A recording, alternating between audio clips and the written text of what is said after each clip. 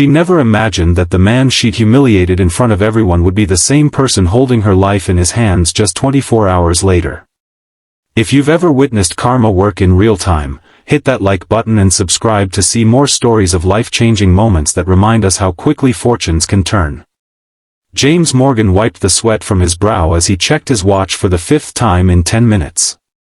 The elementary school bell would ring in exactly 7 minutes, and he was still stuck in the checkout line at Westfield Grocery, watching as the cashier meticulously counted each penny the elderly woman ahead of him placed on the counter. His worn work boots shifted nervously on the linoleum floor, the steel toes inside them as heavy as his heart. He couldn't be late picking up Emma again. Not after the school counselor had called last week expressing concern about his 6-year-old daughter's anxiety when he wasn't there right at dismissal. The tools in his belt clanked against his hip as he adjusted his stance. After pulling a double shift at the construction site, his body ached, but he'd promised Emma her favorite spaghetti dinner tonight. The small basket in his hand contained just the essentials: a jar of sauce, a box of pasta, and a small block of cheese that was on sale. It wasn't much, but it would make his little girl smile, and that was worth everything to him. Next, the cashier called, and James stepped forward with relief. He placed his items on the counter and reached for his wallet, the leather cracked and faded from years of use. That's when he heard it, the unmistakable sound of expensive heels clicking against the floor behind him, followed by an exasperated sigh. Seriously? Is this going to take all day? The voice was sharp, cutting through the mundane atmosphere of the grocery store like an expensive knife. James turned slightly to see a young woman in her late 20s, dressed in a tailored business suit that probably cost more than his monthly rent. Her blonde hair was pulled back in a sleek ponytail, and diamond studs glittered in her ears. She held only a single bottle of imported sparkling water and was tapping her manicured nails against it impatiently. "Some of us have important meetings to get to," she continued, not bothering to lower her voice. "Not all of us can spend our afternoons dawdling in grocery stores." The cashier, a teenager with braces and kind eyes, looked uncomfortable as she scanned James's pasta. James felt his face grow hot with embarrassment, but he kept his eyes down, focusing on counting out the exact change from his palm. He couldn't afford to make a scene. Emma needed him. $12.47, the cashier said softly. James counted out the bills and coins carefully. He was 2 quarters short. His stomach dropped as he dug deeper into his pockets, finding only lint.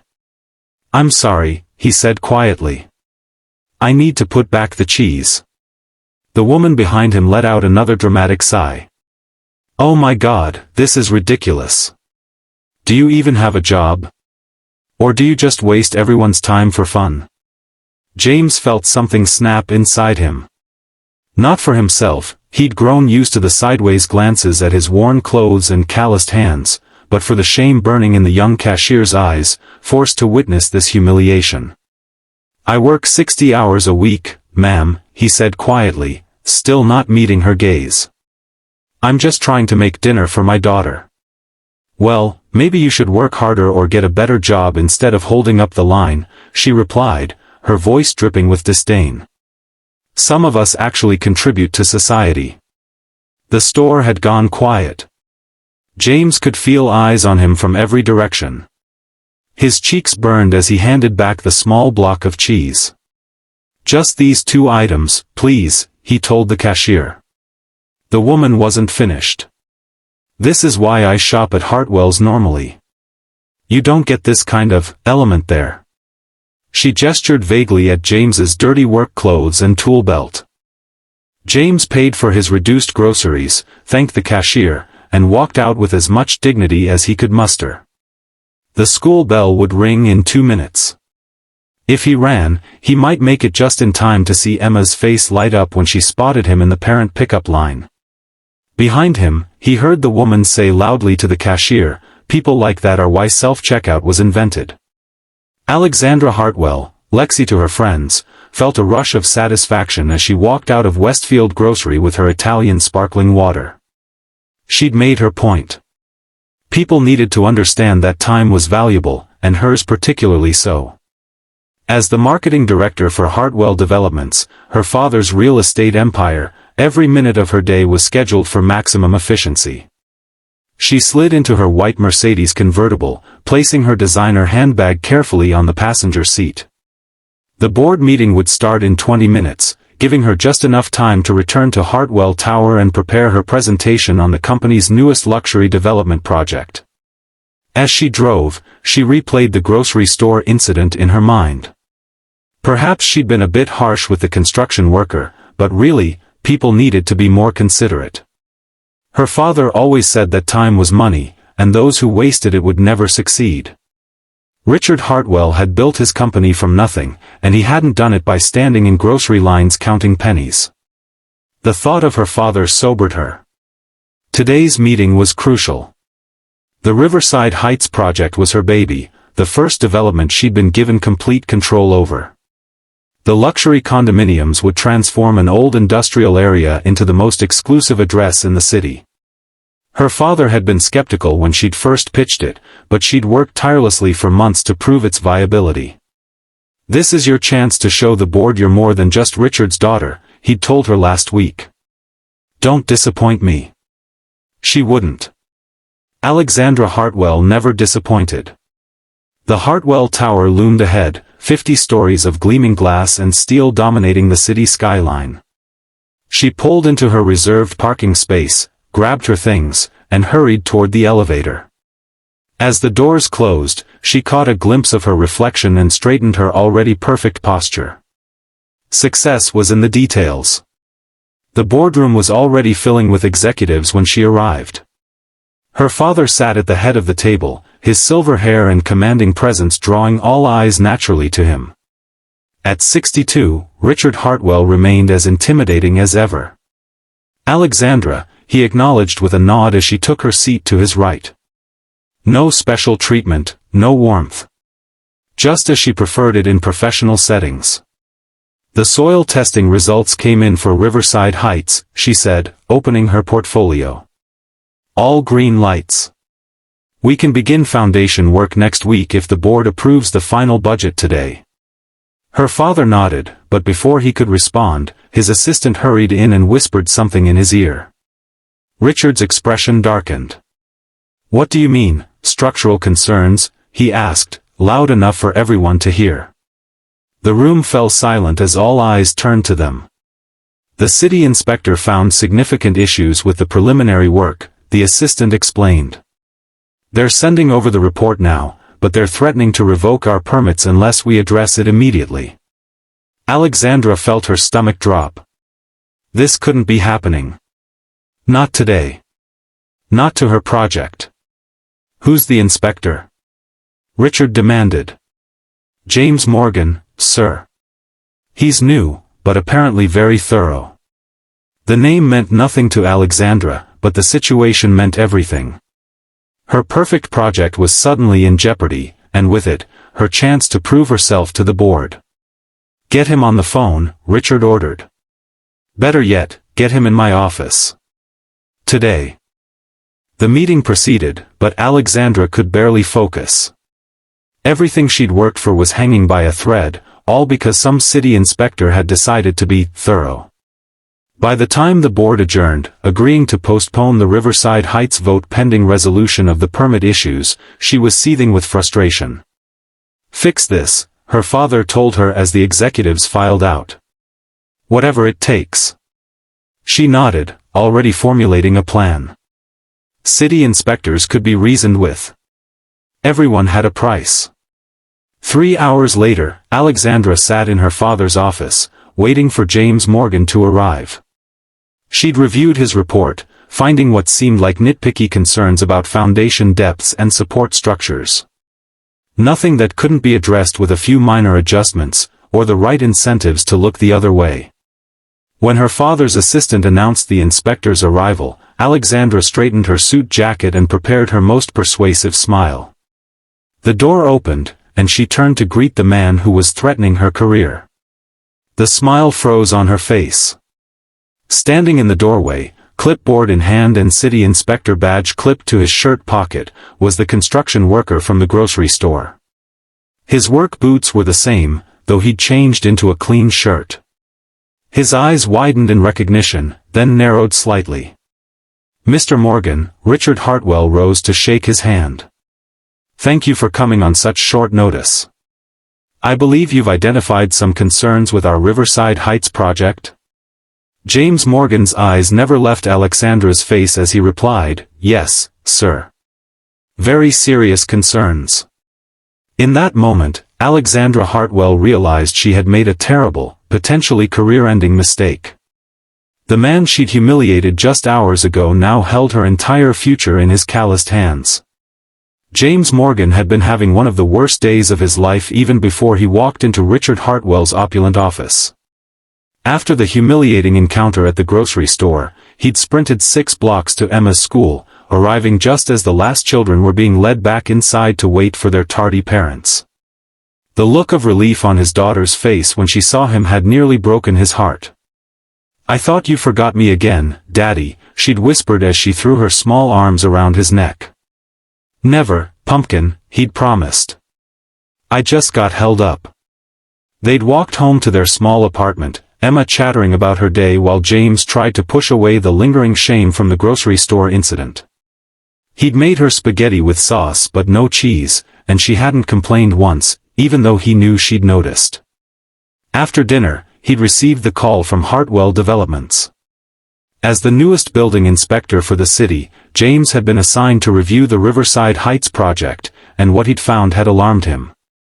The foundation plans didn't account for the soil composition near the river, and if construction proceeded as designed, the entire structure could be compromised within years. It wasn't just about code violations, it was about safety.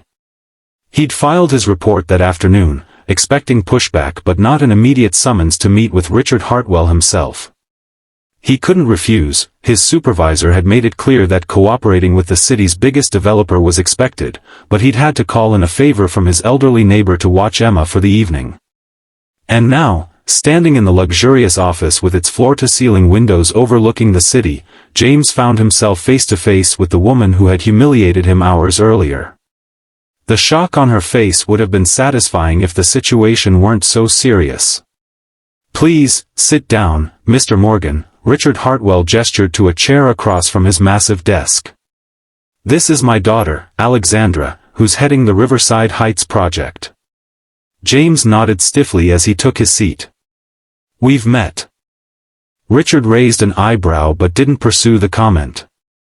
"I've reviewed your report, Mr. Morgan, and while I appreciate your thoroughness, I believe your concerns may be overstated. We've built on similar soil conditions before without issue." "Not this close to the river," James replied, opening his folder of documentation.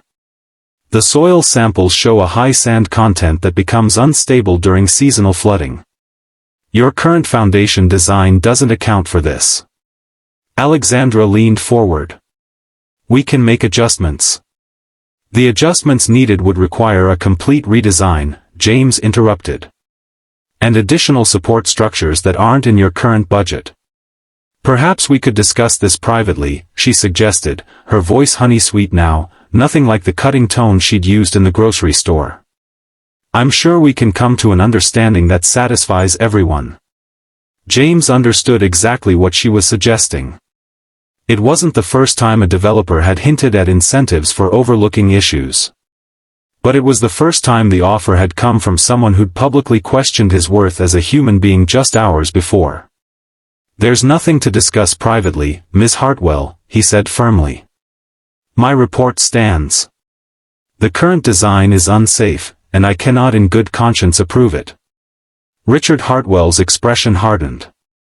"Do you understand what's at stake here, Mr. Morgan?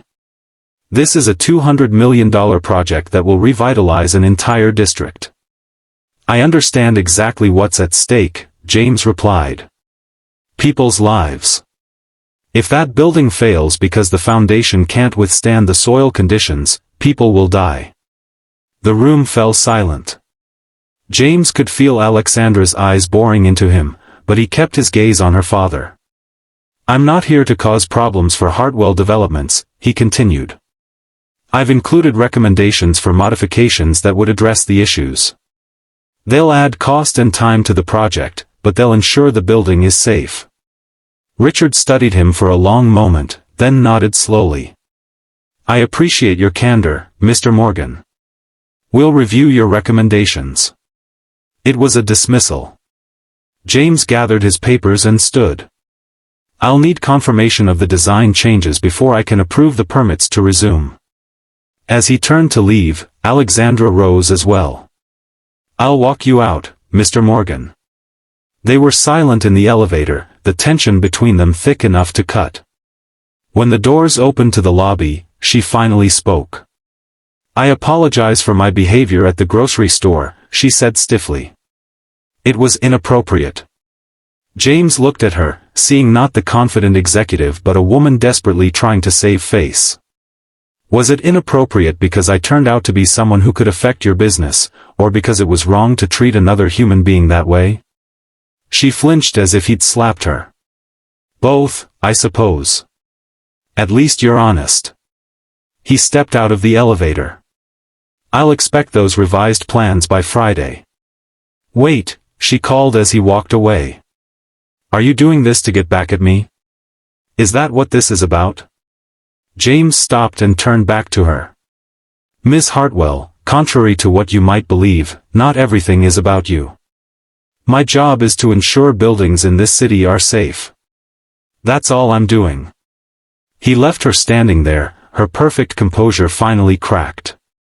That night, after tucking Emma into bed with a story about a princess who built bridges instead of waiting in towers, James sat at his small kitchen table reviewing the Riverside Heights plans again. The project could work, the location was good, and the concept solid, but not with the corners Hartwell Developments was trying to cut. His phone buzzed with a text from a number he didn't recognize. This is Alexandra Hartwell. We need to talk. Breakfast tomorrow? The Bluebird Cafe, 7 a.m. James stared at the message for a long time before responding. I have to take my daughter to school. Can't meet until 8:30. The reply came quickly, 8:30 then. Thank you. He set the phone down, wondering what Alexandra Hartwell could possibly want to discuss over breakfast that couldn't be said in her father's office. Whatever it was, he wouldn't compromise on safety. He'd learned that lesson the hardest way possible. 3 years ago, his wife Maria had died when a poorly constructed walkway collapsed at a new shopping center. The developer had rushed the project, ignoring structural warnings. The settlement had paid for Emma's future college education, but it couldn't bring back her mother. After the accident, James had quit his construction job and trained to become a building inspector, determined to prevent other families from experiencing the same loss. No, he wouldn't compromise. Not even for the Hartwells. Alexandra barely slept that night. Her father had been furious after the meeting, demanding she find a way to handle James Morgan without completely redesigning the project. The additional costs would eat significantly into their profit margin, and the delays could cause investors to pull out. Fix this, Alexandra, he'd ordered. Or I'll find someone who can. The threat hung over her as she tossed and turned in her king-sized bed. She'd worked so hard to prove herself in her father's company, to show she was more than just the heir to the Hartwell name. Riverside Heights was supposed to be her triumph, not her downfall. By morning, she'd formulated a plan. She would meet with James Morgan, apologize sincerely for her behavior, and then present him with a compromise, a modified design that addressed some of his concerns without the complete overhaul he was demanding. Surely he was reasonable enough to meet her halfway. The Bluebird Cafe was a small establishment in a working-class neighborhood, nothing like the upscale restaurants Alexandra usually frequented. She arrived early, dressed more casually than usual in slacks and a simple blouse, hoping to appear more approachable. At exactly 8:30, James Morgan walked in. He'd come directly from dropping off his daughter, wearing clean but well-worn jeans and a button-down shirt. His eyes